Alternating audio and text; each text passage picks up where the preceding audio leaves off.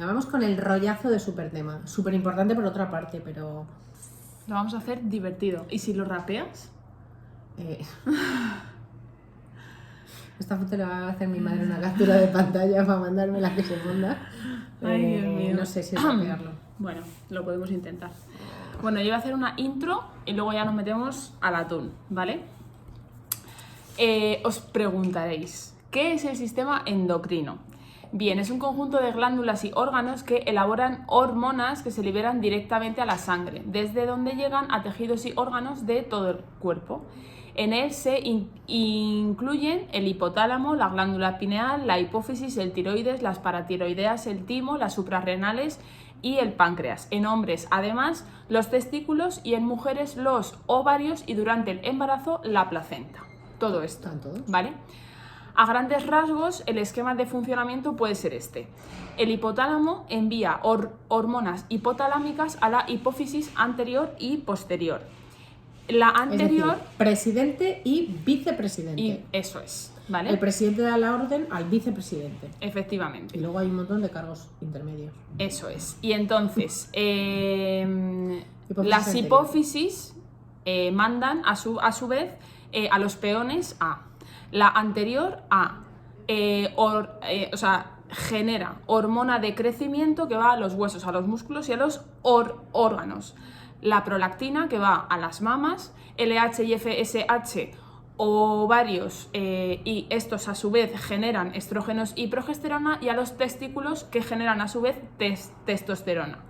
ACTH que va a la corteza suprarrenal que genera a su vez hormonas corticales, y TSH que va a la tiroides que genera a su vez hormonas tiroideas. Un segundo, porque Sí. es que yo es justo lo que tengo. Entonces, por ejemplo, Voy a cerrar la puerta, tú sigue. eso, hipófisis anterior. La primera hemos dicho que es la GH, ¿no? Pues supone el 50% de la hipófisis anterior, que por otra parte es una glándula bien pequeña. Entonces, por ejemplo, la GH se libera en 4 pulsos más o menos, y se aumenta la liberación pues cuando hacemos ejercicio, durante el sueño. Tiene que ser un sueño con ondas lentas, es decir, si no tienes un sueño profundo, pues no vas a generar GH. Puede ser por traumatismos, por estrés físico o por sepsis, ¿no? Los picos de la GH se dan más por la noche, entonces aquellas personas que no descansan por la noche o que trabajan a turnos, pues tienen una secreción inadecuada de la GH. Y alrededor de 1 hora antes de iniciarse el sueño profundo. ¿Cuál es la función de esta? Pues, por ejemplo, ayudan a que los aminoácidos se incorporen a las proteínas. Los aminoácidos son unas moléculas como las cuentas de un rosario. Imaginaros un montón de garbanzos que se tienen que unir para formar un collar de garbanzos, ¿no? Pues dependiendo del número de garbanzos que se unan, perdón, se forman un tipo de proteínas u otras, ¿no? Pues la GH, una de sus funciones es esta formación de las proteínas, ¿no? Aumenta la liberación de ácidos grasos libres y disminuye la captación de glucosa por los tejidos. La ACTH, por ejemplo, es una hormona... Un momento. Perdona. Lo de la GH, las proteínas son los ladrillos de nuestro cuerpo. Eso es. Por la noche se produce la regeneración tisular. Por eso cuando estamos malos o tenemos algo así que no va bien, uno está más cansado, tiene más sueño, etc. Moraleja, duerme bien para estar bien. La idea sería que fuera además desde las 12 de la noche, porque la regeneración celular se realiza como entre las 12 y las 3 de la mañana o las 4 de la mañana. Entonces, si te acuestas tarde, pues regeneras menos.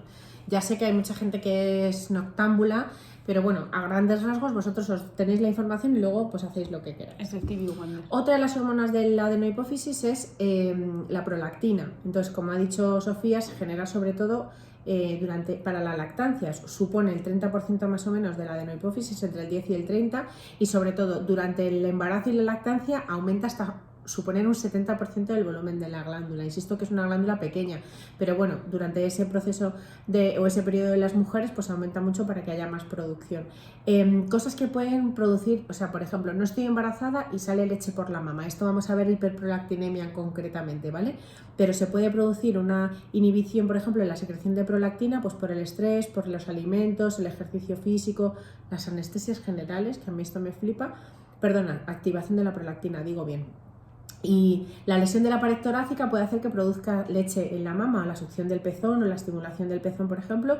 Y luego de medicamentos, los opiáceos y la metildopa, que es un medicamento que se utiliza para el Parkinson. Entonces, si de repente sale leche por el pezón, pues tenemos que preguntar. Pero bueno, que hay algunas de estas causas que hemos enumerado que puede ser la que lo produzca, ¿vale? Otra de las hormonas que producen por orden para ser igual que tú, la LH y la FSH, bueno, pues antes de la pubertad las chicas tenemos más FSH y de la pubertad en adelante pues hay más LH, ¿no? Que además tienen que ver un poco con el control de los ciclos ováricos. La ACTH, que se produce en la corteza suprarrenal, y esta genera o controla una de las hormonas que hablamos un mogollón, que es el cortisol. ¿Por qué? Pues porque estamos todos acelerator. Entonces, el cortisol es la hormona del estrés. Esa es, la que está muy bien para levantarte de la cama. Necesitas un poco de cortisol, porque de hombre te quedarías todos los días en la cama, pero un poquito de cortisol pues te da ahí un punch que dices, venga, vamos a por el día, me como el día. Todo. Pero todo el día cortisol, como si te persiguiera un león, pues te va a dar un ataque, Mari Carmen. Claro. Entonces, pues eso es.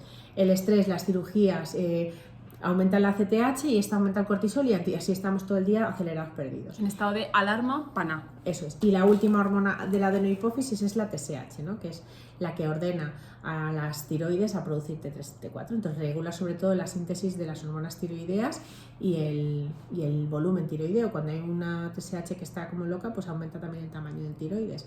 Entonces tienes lo que se llama... bocio. Muy bien. No me ha dado tiempo a hacerlo al mismo tiempo. Ah, vale. No. Pensé que era completa esta frase. Está perfecto. Entonces, la mayoría de la función de las tiroides la realiza la T3, que se transforma... O sea, sí, digo bien, que tiene una potencia muchísimo mayor que la T4. Entonces, bueno, pues ahí se transforma en la sangre circulante periférica, pues una se transforma en otra. Listo, ya está. Ok.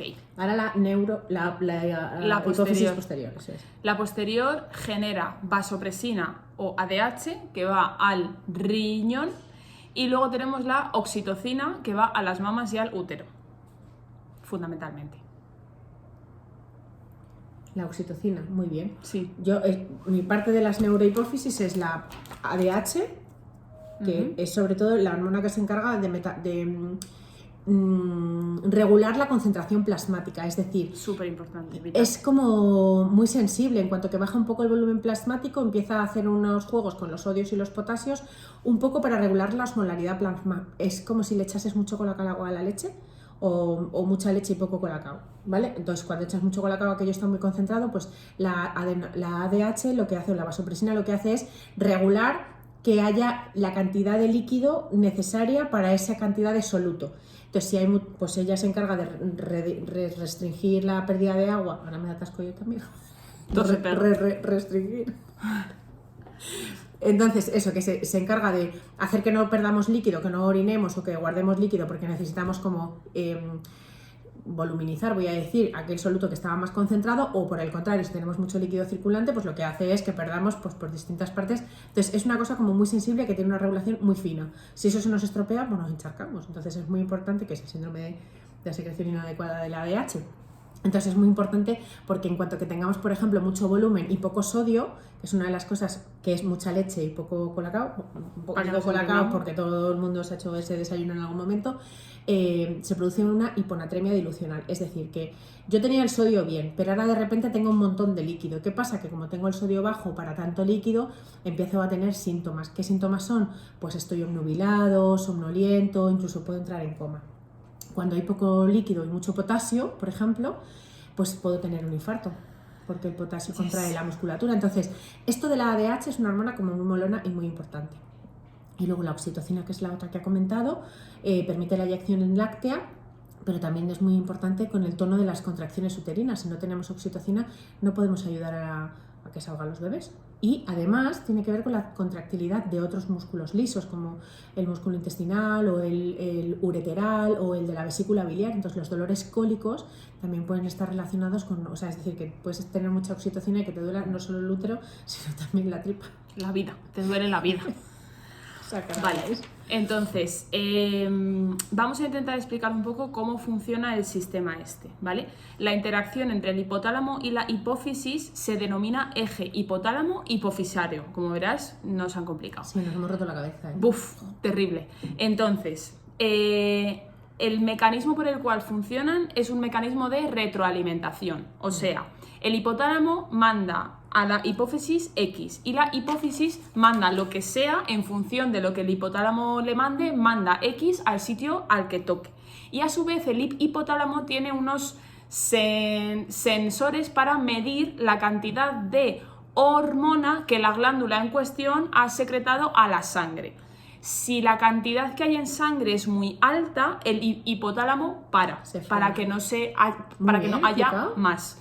Y si es baja, sigue estimulando a la hipófisis para que haya más. Si en algún punto esto falla, ¿vale? Pues puede que necesitemos más T3, pero no haya porque en algún punto este mecanismo falla, ¿vale? Y por eso, pues puede ser que en este caso, como la síntesis de T3 que tengo no es la que tiene que ser y mi cuerpo lo sabe, mi glándula crece para que al haber más cantidad de tejido se sintetice más, ¿vale? Pero eso es porque no está generando todo lo que debe y entonces dice, pues crezco, a ver si por tamaño lo compenso, ¿vale? Yo creo que eso lo pasa con nos tendría que pensar porque el páncreas, por ejemplo, no aumenta dependiendo de la insulina o el glucagón. Claro, no, he puesto este sí, pero caso con el bocio pasa, porque con el tiroides explicar pasa un poco el bocio, ¿vale? Pero bueno, que es un sistema regulado a la perfección, pero si hay un fallito ya pues no funciona porque todo depende de todo a la vez, ¿vale?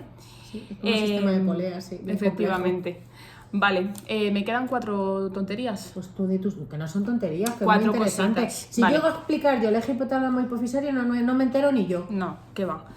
Vale, entonces el sistema endocrino controla muchísimas cosas, entre las que encontramos el crecimiento, el metabolismo o la reproducción. O sea, es una cosa vital para el correcto funcionamiento de nuestro cuerpo.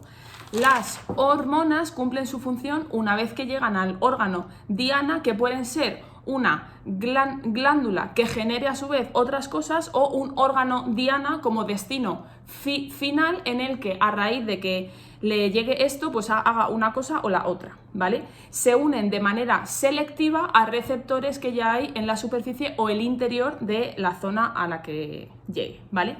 Son compuestos químicos y pueden ser derivados de aminoácidos, péptidos o esteroides.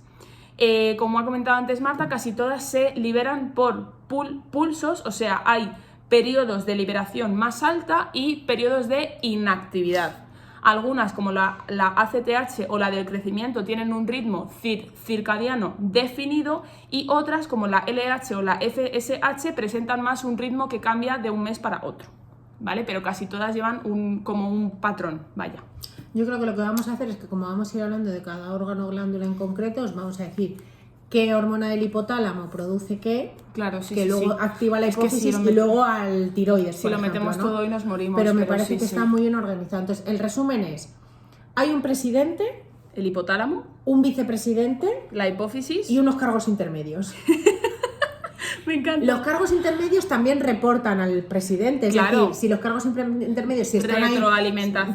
presidente, estamos muchos, pues dice, hay que trabajar menos. Calma. Ahora dice, presidente, estamos lentos, pues entonces... Látigo. muy bien. Madre mía, cómo hemos explicado el eje hipotálamo hipofisario. Efectivo Wonder. Ole.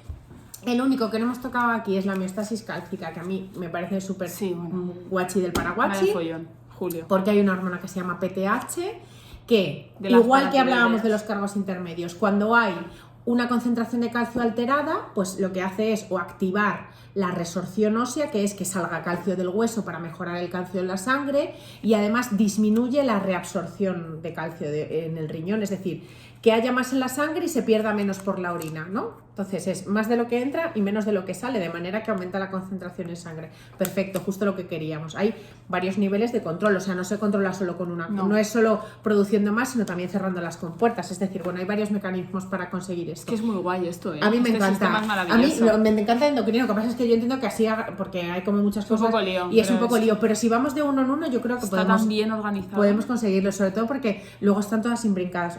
O sea, el cortisol tiene que ver con las cosas de otras hormonas, Sí, de sí, otros sitios. claro, y luego es La un insulina y el croquis glucagón aquello. tienen que, o sea, luego Es empiezan. como el panel de un psicópata, ¿sabes? Hay un hilo rojo entre todo. Es terrible. Escucha, es que justo un poco eso. Sí, Entonces, total. si la PTH produce esto, la calcitonina produce justo lo contrario, que lo que hace es, cuando hay poco... No, perdona, lo he contado todo al revés. No pasa nada. La PTH, no, lo he contado bien. Lo has contado la bien. PTH lo que hace es aumentar la resorción ósea para que haya más calcio en sangre, eso es, y disminuye la resorción de fosfato para aumentar la absorción de calcio, eso es, que haya más calcio como en la sangre. Eso. Y la calcitonina lo hace al revés, perdón. Entonces, lo que hacen es un poco, por ejemplo, la calcitonina lo que produce es o sea, es una diana de acción, que me atasco, perdón, para los tratamientos, por ejemplo, en la enfermedad de Payet o en la osteoporosis, donde hay una pérdida de calcio aumentada del hueso, el hueso no puede ganar calcio, entonces es una diana terapéutica a la hora de conseguir un fármaco para inhibir que haya esta pérdida de calcio del hueso. Entonces está muy guay, porque sabiendo cómo funciona la fisiología de las cosas, luego hacen medicamentos para mejorar esas cosas. Efectivo. Me parece magia. Estupendísimo. Ay, nos hemos enamorado de la medicina hoy otra vez. ¡Qué alegría! Sí. Vale. Ay, las questions. Esta semana he podido subir las questions. Me ha dejado el Instagram. Ya lo sé. Bueno, en fin. Las redes. Ese gran misterio. Vale. ¿Cómo se llama el presidente? Jo, le iba a decir yo. Vale. El presi y el vicepresi. Nombra presi y vicepresi. Vale. Los cargos intermedios han estado muy bien, ¿eh? Total. Vale. ¿Qué patrón sigue la liberación de hormonas? En plan, a lo loco, con un patrón, depende del sol, de si Mercurio está retrógrado. No lo chives, jolines. Vale. Mercurio retrógrado. Mercurio retrógrado, efectivamente. Retrógrado. Retrógrado. Vale. Algo de los ovarios. De los ovarios. Maldita. Era por decir ovarios. ¿Qué hormonas actúan en el ovario? ¿Y en el pulmón? En el pulmón. En el pulmón ninguna. Vale. Bueno, No, sí. no es que hay cosas que también actúan en el pulmón, pero lo vamos a entender. No Ya, vamos a bueno, entrar pero en esto. era por hacer una sátira, jolín.